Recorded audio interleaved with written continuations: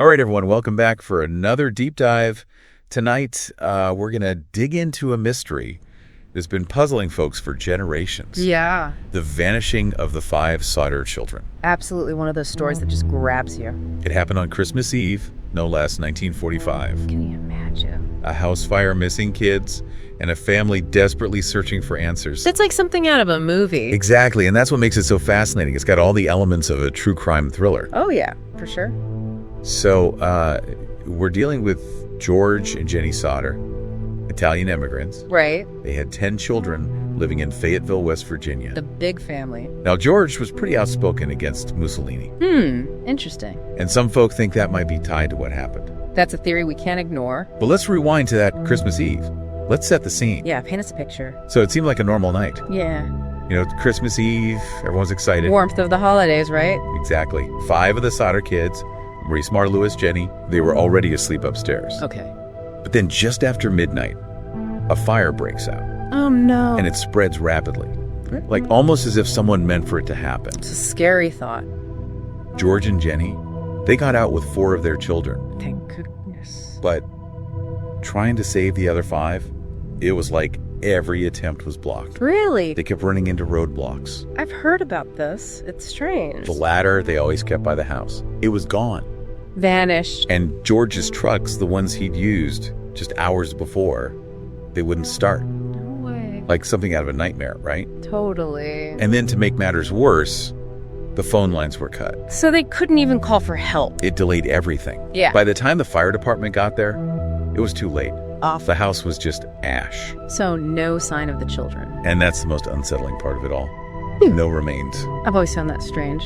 No bones, teeth, nothing. You'd think at a fire that big there'd be something left behind. You would think. So how's that even possible? I mean, you're the expert here.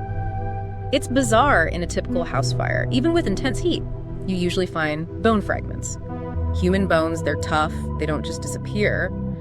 The fact that there's no trace, it really makes you wonder. It goes against what we know about fires and investigations. Makes you think maybe the fire was meant to hide something worse. It wasn't just the fire that was suspicious. There were these weird events before Christmas Eve, too. It's like a trail of breadcrumbs leading up to the tragedy. A few months before the fire, someone apparently warned George. Warned him about what? They said his house would go up in flames because of his criticism of Mussolini. Oh, that's creepy. Right, it sends chills down your spine. Was it a real threat or some horrible coincidence? We just don't know.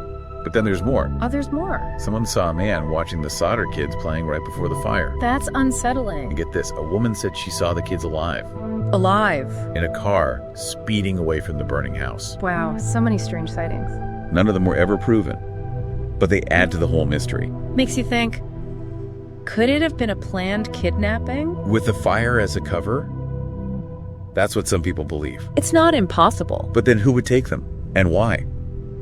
That's the question. Right, the million-dollar question. Well, there's this theory that's been around for years about the mafia. The mafia really? Given George's opposition to Mussolini, and the rumors about mafia activity back then, It makes you wonder. it's definitely something to consider. So a possible vendetta against George to silence him and make him pay for his beliefs. A chilling thought.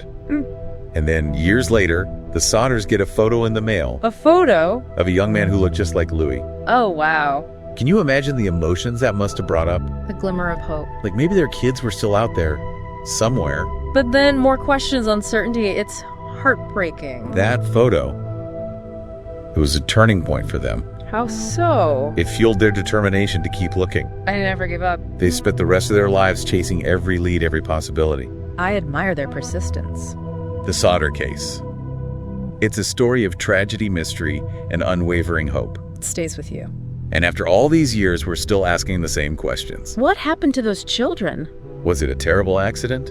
A cruel plan? Or something we haven't even thought of? It's like a puzzle with missing pieces. Maybe the answers are right in front of us. Maybe. A tiny detail we've all overlooked. It's possible. Or maybe some secrets are just meant to stay hidden. But it's that human need to understand, to find the truth, that keeps us coming back to these mysteries. The search for answers, for closure. It reminds us that even when faced with the unknown, hope never dies. Dive into the Sodder case yourselves. Read those accounts, examine the evidence. What do you think happened on that Christmas Eve? Maybe one of you holds the key to solving this. Maybe one of you can help bring peace to the Sodder family after all this time. It's a long shot, but you never know. Until next time, keep searching for the truth.